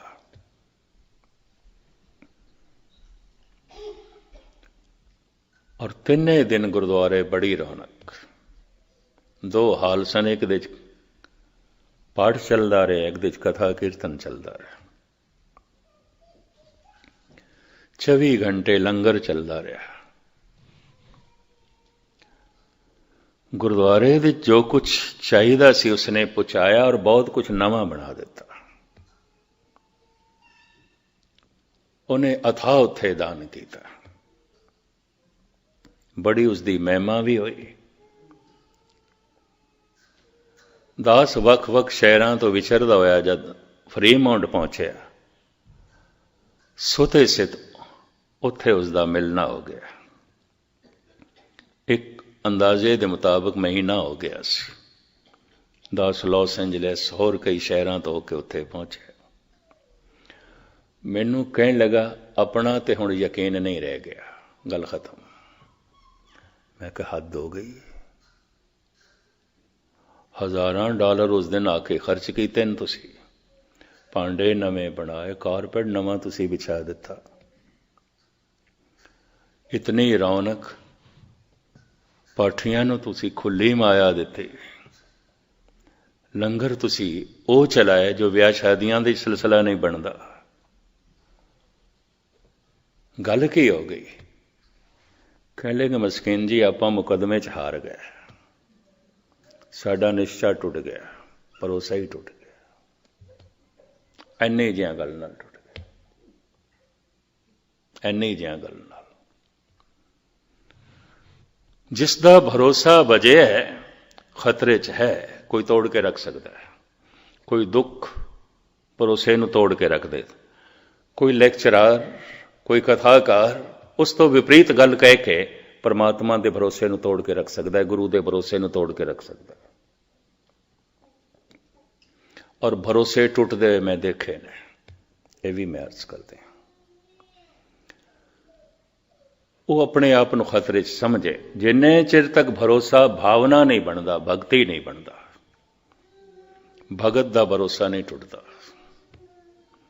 भगत ते भगवान का रूप हो जाता है, बूंद सागर हो जाती है। हुण जो है उसका भरोसा टुटे, वो तो आप परमात्मा वर्गा हो गया है। हर वक्त महारस महानंद उसकी दुनिया च। वो गीत का रूप हो गया, संगीत का रूप हो गया, आनंद का रूप हो गया, ज्ञान का रूप हो गया और समदृष्ट हो गया। हुण जिथे तक वो वेखदा है परमात्मा नूं वेखदा है, और जिथे तक सुनदा है जो बोलत है मृगमीन पंखेरू, सो बिन हर जापत है नहीं होर। हे प्रभु जितने पंछी पे बोल देन सब तेरी आवाज। हुण ते मैनूं इंज लगदा है ये भी तैनूं ही जपदे पे ने, होर कुछ नहीं। ये सारियां आवाज़ां हे प्रभु इहदे च भी तू है, ये सारे रूप इहदे च भी तू है। ये अवस्था बन जाती। गुरु नानक देव जी महाराज कहते जो बोलत है मृगमीन पंखेरू, सो बिन हर जापत है नहीं होर। धन गुरु गोबिंद सिंह जी महाराज की मैं समदृष्टि थोड़े सामने रखा तो समाप्ति करना समा हो गया। महाराज कहते कतहूँ सुचेत होय के चेतना को चार कियो, कतहूँ अचिंत होय के सोवत अचेतो। श्री मुखवाक पातशाही 10वीं अकाल उस्तत। हे प्रभु किधरे ते तू बड़ा सावधान सुचेत है, बड़ा सियाणा है। कतहूँ सुचेत होए के चेतना को चार कियो, तू अपनी चेतना नूं चार कहंदे ने बड़े सुंदर बड़े सोहणे सोहणे गुणां नाल संवारिया शिंगारिया। कतहूँ अचिंत होए के सोवत अचेतो, किधरे तू बिल्कुल मूड़ अचेत, कुछ भी नहीं जानता, कुछ भी नहीं जानता। हैरानगी हैरानगी। कतहूँ भिखारी होए के मांगत फिरत वेख, कहूँ महादान होए के मांग्यो धन दे तो। हे प्रभु कमाल दी गल, किधरे तो मंगता बनया है भिखारी, हाथ फैलाया टुकड़ा टुकड़ा मंगदा पे। एक दाते एक बेखारी जी सब तेरे चोज विडाणा। गुरु रामदास, हे चोजी पातशाह किधरे तू दाता बनया, किधरे भिखारी है, सब तेरे ही चोजन है। समदृष्टि। कतहूँ भिखारी होए के मांगत फेरत भीख, कहूँ महादान होए के मांग्यो धन देत हो। कहूँ महाराजन को दीजत अनंत दान, कहूँ महाराजन ते छीन छित लेत हो। कहूँ वेद रीत कहूँ तांसम विपरीत, कहूँ त्रिगुण अतीत, कहूँ सरगुण समेत हो। इन्हां सैकड़े सवैयां दे चों दो चार मैं थोड़े सामने रखा। धन गुरु गोबिंद सिंह जी महाराज, क्योंकि 10वें पातशाह नूं बहुत घट समझिया गया, बहुत घट पढ़िया गया, बहुत घट सुनिया गया। इस वास्ते मैं थोड़े सामने रखदा पिया। सिंगापुर विच एक सज्जन सिंधी मैनूं कहण लगा, गुरु नानक बड़े मीठे गुरु हैं, गुरु गोबिंद सिंह गुरु तो हैं पर बड़े कड़वे हैं, बहुत कड़वे हैं, हमारा तालमेल नहीं बैठता। सीधे लफ्ज़। फिर मैं उन्होंने सुभावक कह दिता, जे इतने कड़वे ना होंदे तो भारत विच हिंदू धर्म ते रहना ही नहीं सी, खत्म हो जाना सी। कवि संतोख सिंह जी कहते ने, छाए जाती एकता अनेकता बिलाए जाती, होवत कुचीलता कथे बन कुरान के। पाप ही परपक जाते धर्म दशक जाते, बरन गरक जाते सहत विधान की। देवी देव देवरे संतोख सिंह दूर होते, रीत मित्र जाति कथा वेदन पुराण की, श्री गुरु ग्रंथ गोबिंद सिंह पावन परम सूर, मूर्त ना होती जो पे करना निधान की। ऐसी बख्शिश भरी मूर्ति ना आउंदी, गीता पुराण वेद खत्म हो जाने सन, केवल कुरान रहनी सी। जनेऊ तिलक मंदिर ठाकर द्वारे खत्म हो जाने सन, एक कोई मस्जिद रहनी सी। ये धन गुरु गोबिंद सिंह जी की करामात, उन्हां दी मेहरबानी, उन्हां दी कुर्बानी, उन्हां दी तपस्या, उन्हां दी देन। धन गुरु गोबिंद सिंह जी महाराज की समदृष्टि नहीं देखा गया, क्योंकि असी सुनाया नहीं, असी समझाया नहीं। साहिब कहते कहूँ जछ गंधर्व उरग, कहूँ विद्या दल, कहूँ भय किन्नर पिशाच, कहूँ प्रेत हो। हे प्रभु, किधरे तू महाकवि है, किधरे तू महासंगीतकार, बहुत बड़ा संगीतकार। वही गल जो गुरु नानक कहते गुरु गोबिंद सिंह। पर हे प्रभु, किधरे तू भूत प्रेत है, पिशाच है, शरीर ही तेरे कोल नहीं, रूह भटकदी पई है। कहूँ जछ गंधर्व उरग, कहूँ विद्याधर, कहूँ भय किन्नर पिशाच, कहूँ प्रेत हो। कहूँ होय के हिंदुआ गायत्री को गुप्त जप्यो, कहूँ होय के तुरका पुकारे बांग देत हो। हे प्रभु, किधरे तू हिंदू है, तू ही है, और कोई नहीं है, तू ही है। गुफा दे बैठ के गायत्री दे मंत्रां दा जप पिया करदा है, पर हे प्रभु, किधरे तू मुल्ला है, तुरक है, मुनारे ते चढ़ के बांग पिया देना। गुफा दे बैठ के मंत्रां दा जप करन वाले हे प्रभु तू ही है, मुनारे ते चढ़ के बांग देण वाले हे प्रभु तू ही है।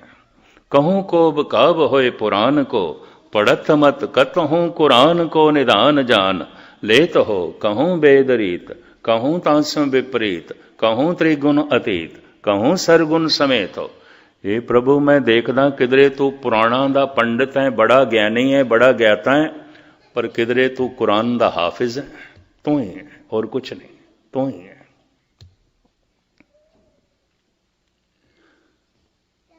इन्हां सवैयां दी लड़ीवार जे मैं व्याख्या की, समा अपने ढंग नाल चला जांदा है। एक सवैया होर रखते हैं थोड़े सामने, कवित।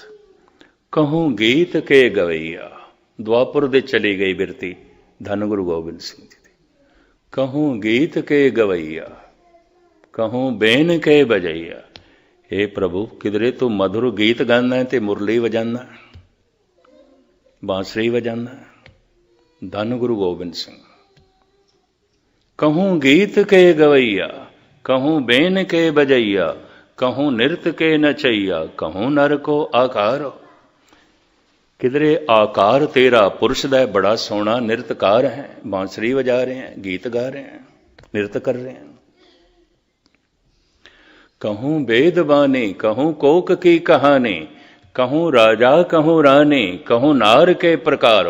पर हे प्रभु, किधरे तू नारी दी तरह, नर दी तरह नहीं है, स्त्री दी तरह, पुरुष दी तरह नहीं है। किधरे वेद बाणी, विद्या नाल भरी हुई, ज्ञान नाल भरे हुए ग्रंथां दियां कहानियां तो कर रहे हैं, पर किधरे कोक की कहानी। आपदी ज्ञात लई अर्ज करा, कोका पंडित ने कामसूत्र एक ग्रंथ लिखे है। उस वक्त दे कुछ नैतिक पुरुषां ने, सियाणे पुरुषां ने कहा, असीं ये तू की लिख रहे हैं, तू ऋषि है, तू संत है, काम ते लिख रहे हैं। उन्हें आख्या, जे क्रोध ते लिखिया जा सकता है तो बोलिया भी जा सकता है, हंकार ते लिखिया जा सकता है तो बोलिया भी जा सकता है, लोभ ते लिखिया जा सकता है तो बोलिया भी जा सकता है, मोह ते लिखिया भी जा सकता है तो बोलिया जा सकता है, काम ते क्यों नहीं लिखिया जा सकता तो क्यों नहीं बोलिया जा सकता। ये उहदी दलील सी। आखिर जद भी किधरे मनुख गिरदा है तो ना पंजा करके ही गिरदा है, और जिस करके ज्यादा गिरदा है, अधिक गिरदा है, उहदी जानकारी मनुख नूं होनी चाहिए, होनी चाहिए। उन्हें इतना वड्डा ग्रंथ लिखिया कामसूत्र।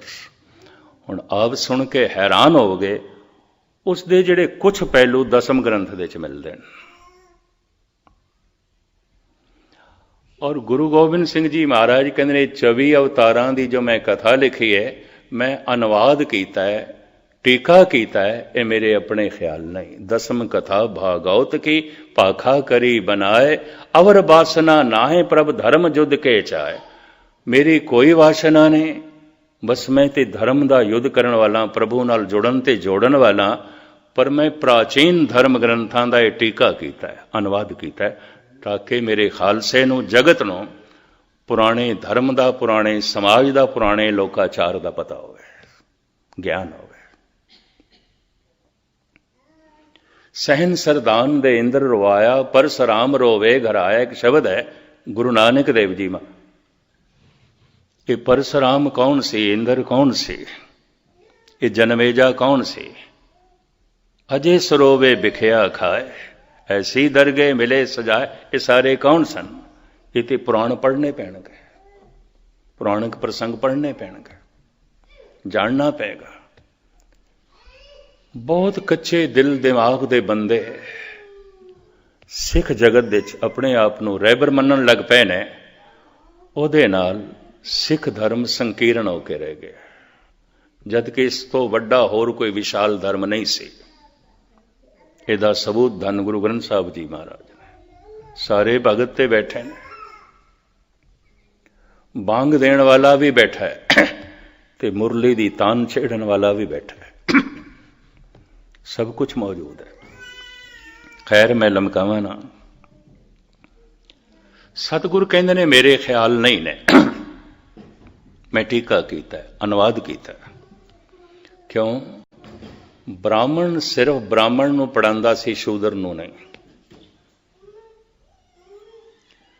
ਤੇ ਬ੍ਰਾਹਮਣ ਜਿਹੜੀ ਵਿਦਿਆ ਪੜ੍ਹਾਉਂਦਾ ਸੀ, ਸੰਸਕ੍ਰਿਤ ਸੀ, ਬੜੀ ਬੇਖਮ। ਉਹ ਹੁਣ ਲੋਕ ਭਾਸ਼ਾ ਨਹੀਂ ਰਹਿ ਗਈ ਸੀ, ਕਿਸੇ ਵਕਤ ਸੀ। ਕਿਸੇ ਵਕਤ ਸਾਰੇ ਸੰਸਕ੍ਰਿਤ ਬੋਲਦੇ ਸਨ। ਸਮਾਂ ਦੇ ਨਾਲ ਭਾਸ਼ਾਵਾਂ ਬਦਲਦੀਆਂ। ਅੱਜ ਪੰਜਾਬੀ ਦਾ ਰੂਪ ਵੀ ਨਹੀਂ ਰਹਿ ਗਿਆ। ਪੰਜਾਬੀ ਦੇ 'ਚ ਬਹੁਤ ਸਾਰੇ ਅਲਫਾਜ਼ ਹੋਰ ਦੇ ਹੋਰ ਆ ਗਏ ਨੇ, ਇਹ ਵੀ ਮੈਂ ਅਰਜ਼ ਕਰਦੇ ਹਾਂ। ਲਹਿੰਦੀ ਪੰਜਾਬੀ, ਚੜ੍ਹਦੀ ਪੰਜਾਬੀ ਅਲੱਗ-ਅਲੱਗ ਹੈ। ਪਾਕਿਸਤਾਨ ਦੇ ਵਿੱਚ ਪੰਜਾਬੀ ਬੋਲਦੇ ਨੇ, ਸਾਡੀ ਪੰਜਾਬੀ ਨਾਲੋਂ ਭਿੰਨ ਹੋ ਗਈ ਹੈ, ਬਿਲਕੁਲ ਭਿੰਨ ਹੋ ਗਈ। ਮੈਨੂੰ ਚੰਗੀ ਤਰ੍ਹਾਂ ਯਾਦ ਹੈ, ਸ਼੍ਰੋਮਣੀ ਕਮੇਟੀ ਨੇ ਇੱਕ ਦਫਾ ਦਾਸ ਦੀ ਸੇਵਾ ਲਾਈ ਨਨਕਾਣਾ ਸਾਹਿਬ, ਗੁਰੂ ਨਾਨਕ ਦੇਵ ਜੀ ਮਹਾਰਾਜ ਦੇ ਗੁਰਪੁਰਬ ਤੇ। ਵੀ ਉੱਥੋਂ ਦੀ ਮੰਗ ਆਈ ਹੈ, ਟੀਵੀ ਤੇ ਪ੍ਰੋਗਰਾਮ ਜਾਣਾ ਹੈ, ਪਰ ਉਰਦੂ ਦੇ 'ਚ ਕਥਾ ਕਰਨੀ ਹੈ, ਲੈਕਚਰ ਦੇਣਾ ਹੈ, ਵੀ ਤੁਸੀਂ 3 ਦਿਨ ਗੁਰਦੁਆਰੇ 'ਚ ਉਰਦੂ 'ਚ ਬੋਲਣਾ। ਠੀਕ ਹੈ। ਔਰ ਉਹ ਸੇਵਾ ਮੈਂ ਖੁਸ਼ੀ ਨਾਲ ਕਬੂਲ ਕੀਤੀ। ਮੈਂ ਕਿਹਾ ਬੜੇ ਦਿਨਾਂ ਬਾਅਦ ਸਤਿਗੁਰੂ ਦੇ ਉਸ ਪਾਵਨ ਅਸਥਾਨ ਦੇ ਦਰਸ਼ਨ ਨਸੀਬ ਹੋਣਗੇ। ਬੜਾ ਭਾਰੀ ਇਕੱਠ। ਰਾਏ ਬੁਲਾਰ ਦੀ ਜਿਹੜੀ ਸੰਤਾਨ, ਭੱਟੀ ਖਾਨਦਾਨ, ਉਹ ਵੀ ਸਾਰੇ ਬੈਠੇ ਸਨ। ਰਾਤ ਨੂੰ ਵੀ ਦਾਸ ਹਾਜ਼ਰੀ ਭਰਦਾ ਹੁੰਦਾ ਸੀ। ਉਹ ਜਿਹੜੀ ਭੱਟੀ ਖਾਨਦਾਨ ਹੈ, ਰਾਏ ਬੁਲਾਰ ਦੀ, ਹੋਰ ਸਾਰੇ, ਉਹ ਕਹਿਣ ਲੱਗੇ ਰਾਤ ਨੂੰ ਤੁਸੀਂ ਪੰਜਾਬੀ 'ਚ ਹੀ ਬੋਲਿਓ। ਮੈਂ ਕਿਹਾ ਚੰਗਾ।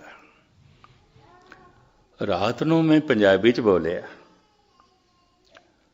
ਮੇਰੇ ਕਮਰੇ 'ਚੋਂ ਮੁਸਲਮਾਨ ਵੀਰ ਆ ਗਿਆ, ਬਈ ਅਸੀਂ ਤੇ ਤੁਹਾਨੂੰ ਹੱਥ ਜੋੜ ਕੇ ਆਖਿਆ ਸੀ, ਅਰਜ਼ੋਈ ਕੀਤੀ ਸੀ, ਪੰਜਾਬੀ 'ਚ ਬੋਲੋ, ਤੁਸੀਂ ਪੰਜਾਬੀ 'ਚ ਨਹੀਂ ਬੋਲੇ। ਮੈਂ ਕਹਿੰਦਾ ਮੈਂ ਪੰਜਾਬੀ 'ਚ ਬੋਲਿਆ। ਕਹਿੰਦੇ ਇਹ ਕਿਹੜੀ ਪੰਜਾਬੀ ਹੈ? ਹੁਣ ਉਹ ਲਹਿੰਦੀ ਪੰਜਾਬੀ ਬੋਲਦੇ, ਇਹ ਕਿਹੜੀ ਪੰਜਾਬੀ ਬੋਲਦਾ? ਕਹਿੰਦੇ ਸਾਡੇ ਪੱਲੇ ਤੇ ਨਹੀਂ ਕੁਝ ਪਿਆ।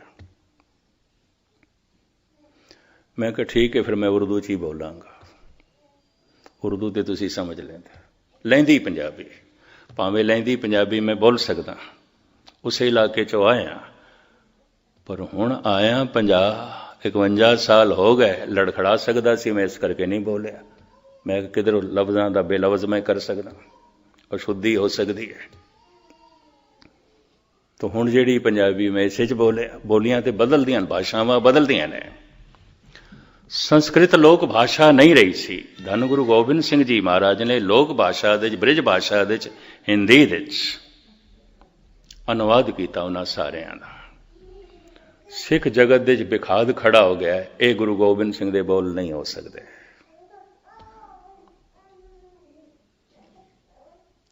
ਹੁਣ ਕੌਣ ਦੱਸੇ? ਕੋਕਾ ਪੰਡਤ ਠੀਕ ਕਹਿੰਦਾ ਹੈ, ਜੇ ਕ੍ਰੋਧ ਦੇ ਉਤਾਰ ਚੜਾਅ ਨੂੰ ਬਿਆਨ ਕੀਤਾ ਜਾ ਸਕਦਾ ਹੈ, ਕਿਧਰੇ ਕਿਧਰੇ ਕ੍ਰੋਧ ਮਨੁੱਖ ਨੂੰ ਪਸ਼ੂ ਬਣਾ ਦਿੰਦਾ ਹੈ, ਪਾਗਲ ਕਰ ਦਿੰਦਾ ਹੈ। ਜੇ ਲੋਭ ਦੇ ਉੱਤੇ ਵਿਆਖਿਆ ਕੀਤੀ ਜਾ ਸਕਦੀ ਹੈ ਤੇ ਸਾਹਿਬ ਕਹਿੰਦੇ ਨੇ ਲੋਭ ਤੇ ਮਨੁੱਖ ਨੂੰ ਕੂਕਰ ਜੈਸਾ ਬਣਾ ਦਿੰਦਾ, ਕੁੱਤੇ ਜੈਸਾ ਬਣਾ ਦਿੰਦਾ। ਜਿਉਂ ਕੂਕਰ ਹਰ ਕਾਇਆ ਧਾਵੇ ਦੇ ਦਿਸ ਜਾਏ, ਲੋਭੀ ਜੰਤ ਨਾ ਜਾਣੇ ਭਾਖਾ ਬਖ ਸਭ ਖਾਏ। ਭਇਓ ਲੋਭ ਸੰਗ ਹੋਰਾ, ਲੋਭ ਮਨੁੱਖ ਨੂੰ ਹਲਕਾਇਆ ਕੁੱਤਾ ਬਣਾ ਦਿੰਦਾ ਹੈ। ਹਲਕਾ ਕੁੱਤਾ ਆਪਣੇ ਮਾਲਕ ਨੂੰ ਵੀ ਵੱਢਣ ਲੱਗ ਪੈਂਦਾ ਹੈ। ਪਾਗਲ ਕੁੱਤਾ ਲੋਭ ਤੇ ਪਾਗਲ ਕਰਕੇ ਰੱਖ ਦਿੰਦਾ ਹੈ। ਸੀਮਾ ਤੋਂ ਵਧਿਆ ਹੋਇਆ ਲੋਭ ਮਨੁੱਖ ਕਿਸੇ ਨੂੰ ਵੀ ਧੋਖਾ ਦੇ ਸਕਦਾ ਹੈ। ਸੀਮਾ ਤੋਂ ਵਧਿਆ ਹੋਇਆ ਹੰਕਾਰ ਮਨੁੱਖ ਨੂੰ ਜ਼ਾਲਮ ਬਣਾ ਕੇ ਰੱਖ ਦਿੰਦਾ ਹੈ। ਔਰ ਸੀਮਾ ਤੋਂ ਵਧਿਆ ਹੋਇਆ ਕਾਮ ਮਨੁੱਖ ਨੂੰ ਭ੍ਰਸ਼ਟ ਕਰਕੇ ਦੁਰਾਚਾਰੀ ਬਣਾ ਦਿੰਦਾ ਹੈ। अगर पुरुष है तो वे बिचारी हो जाएगा, अगर स्त्री है तो गनका हो जाएगी, वैश्या हो जाएगी। गुस्ताखी माफ। इसका खुलासा किया है, इसकी व्याख्या की है।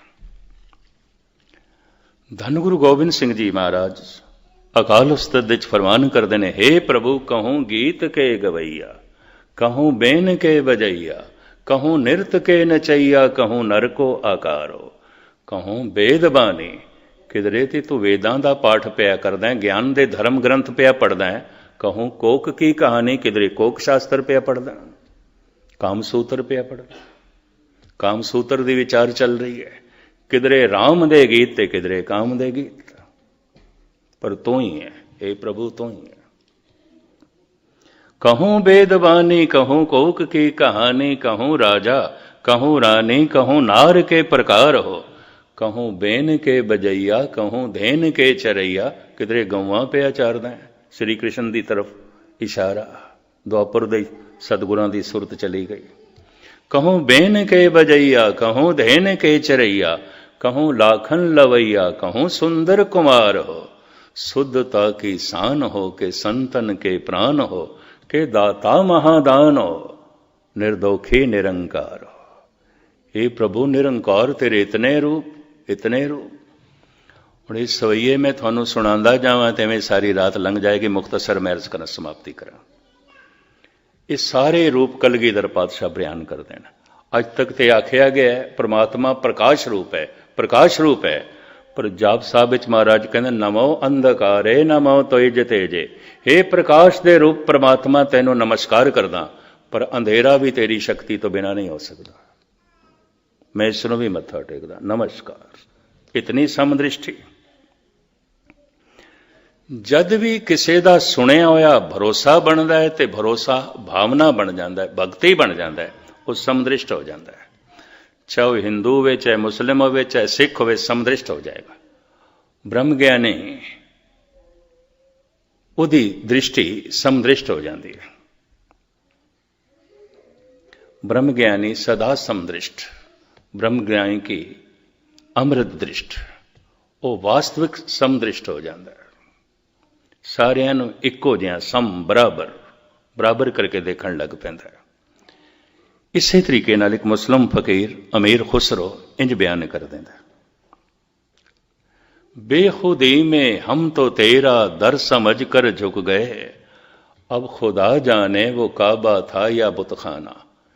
ए प्रभु हुणे तू आप फैसला करो, मंदिर सी कि मस्जिद सी, तेरे गीत हो रहे सन, तेरी गल हो रही सी, मेरा सिर झुक गया, मैं मत्था टेक दिता, मैं सजदा कर दिता है। बेखुदी में हम तो तेरा दर समझ कर झुक गए, अब खुदा जाने वो काबा था या बुतखाना। ये ऋषियां नालों घट गल नहीं है, ब्रह्म ज्ञान की शिखरता नूं छूंदी है। पर धन गुरु नानक देव जी महाराज कहते ने अक्सर भरोसा डोल जाता है। इस वास्ते अरदास है, डोलन ते राखो प्रभु नानक दे कर हथ। अवल ते कोई विरला ही सुनता है, श्रोता सुनना ते सुनिया होया अगर वाकई मन ने मन लिया, सुनिए मनीए, नहीं तो की सुनिया, मनिया ही नहीं तो की सुनिया। मैं एक दफा फिर दोहरावां, खादा होया भोजन जो शरीर दे विच रह जाता है उही खून बनता है। सुनिया होया गुरु का वचन जो मन मन लैंदा है उही मन का हिस्सा बनता है, वरना नहीं बनता, नहीं बनता। वो भरोसा बन जाता है, विश्वास बन जाता है। पर यह मनुख खतरे च होवेगा, भरोसा डोल सकता है, विश्वास डोल सकता है। सुनता रहा, मनदा रहा, ਤੇ ਭਰੋਸਾ ਵੱਧਦਾ ਗਿਆ। ਅਗਰ ਇਹ ਭਾਵਨਾ ਬਣ ਗਿਆ, ਭਗਤੀ ਬਣ ਗਿਆ, ਹੁਣ ਇਹਦੇ ਸਰੀਰ ਦੇ ਟੁਕੜੇ ਟੁਕੜੇ ਤੇ ਹੋ ਸਕਦੇ ਨੇ, ਤਾਂ ਭਰੋਸਾ ਨਹੀਂ ਡੋਲੇਗਾ। ਇਹ ਕੁਰਬਾਨ ਹੋ ਸਕਦਾ ਹੈ, ਸਦਕੇ ਹੋ ਸਕਦਾ ਹੈ। ਇਸ ਵਾਸਤੇ ਸਾਹਿਬ ਕਹਿੰਦੇ ਨੇ ਭਗਤ ਸਭ ਤੋਂ ਸ਼ਿਖਰ ਤੇ ਹੈ, ਭਗਤ ਸਭ ਤੋਂ ਉੱਚਾ ਹੈ। ਸਤਿਗੁਰ ਰਹਿਮਤ ਕਰਨ, ਬਖਸ਼ਿਸ਼ ਕਰਨ। ਸੁਣਦਿਆਂ ਸਾਡੀ ਇਹ ਅਵਸਥਾ ਬਣਾਉਣ। ਸਮਾਂ ਕੁਝ ਮੈਂ ਜ਼ਿਆਦਾ ਲੈ ਗਿਆ, ਖਿਮਾ ਕਰਨੇ। ਕੱਲ ਜਿਵੇਂ ਕੁਝ ਸਤਿਗੁਰਦੇਵ ਜੀ ਨੇ ਬੁਲਾਇਆ ਆਖਰੀ ਇਸ ਦੌਰ ਦੀ ਹਾਜ਼ਰੀ, ਦਾਸ ਨੇ 3 ਦਿਨ ਲੌਂਗ ਆਈਲੈਂਡ ਹਾਜ਼ਰੀ ਭਰਨੀ ਹੈ ਤੇ ਫਿਰ ਵਾਪਸੀ ਦੀਆਂ ਤਿਆਰੀਆਂ ਨੇ। ਇਸ ਵਾਸਤੇ ਕੱਲ ਦੀ ਹਾਜ਼ਰੀ ਹੋਰ ਜੋ ਕੁਝ ਸਰਵਨ ਕੀਤਾ ਹੈ, ਧੰਨ ਗੁਰੂ ਗ੍ਰੰਥ ਸਾਹਿਬ ਜੀ ਮਹਾਰਾਜ ਦੇ ਚਰਨਾਂ 'ਚ ਅਰਦਾਸ ਬਿਨੇ ਹੈ, ਸਤਿਗੁਰੂ ਤੁਹਾਡਾ ਸੁਣਿਆ ਹੋਇਆ ਮੰਨਣ ਤੱਕ ਪਹੁੰਚਾਵੇ। ਮੰਨਣਾ ਦ੍ਰਿੜ ਭਰੋਸਾ ਬਣ ਜਾਏ, ਵਿਸ਼ਵਾਸ ਬਣ ਜਾਏ, ਤੇ ਵਿਸ਼ਵਾਸ ਭਗਤੀ ਬਣ ਜਾਏ, ਭਾਵਨਾ ਬਣ ਜਾਏ। ਸੁਣੀਏ ਮੰਨੀਏ ਮਨ ਕੀਤਾ ਭਾਉ, ਅੰਤਰਗਤ ਤੀਰਥ ਮੱਲਾਓ। ਇਹੀ ਅੰਦਰ ਦਾ ਤੀਰਥ ਹੈ, ਸਾਰੇ ਪਾਪਾਂ ਨੂੰ ਧੋਲ ਦਿੰਦਾ। ਮਾਘ ਪੁਨੀਤ ਭਈ ਤੀਰਥ ਅੰਦਰ ਜਾਣਿਆ। ਇਹੀ ਅੰਦਰ ਦਾ ਤੀਰਥ ਹੈ, ਸਾਰੇ ਦੁੱਖ ਮਿਟ ਜਾਂਦੇ ਨੇ, ਸਾਰੇ ਪਾਪ ਮਿਟ ਜਾਂਦੇ ਨੇ। ਸਾਹਿਬ ਇਸ ਤਰ੍ਹਾਂ ਦੀ ਨਿਰਮਲਤਾ, ਪਵਿੱਤਰਤਾ ਤੇ ਆਨੰਦ ਆਪ ਜੀ ਦੀ ਝੋਲੀ 'ਚ ਪਾਵਨ। ਕੱਲ ਦੀ ਹਾਜ਼ਰੀ ਭਰ ਕੇ ਆਪ ਤੋਂ ਛੁੱਟੀਆਂ, ਭੁੱਲ ਚੁੱਕ ਦੀ क्षमा। ਵਾਹਿਗੁਰੂ ਜੀ ਕਾ ਖਾਲਸਾ।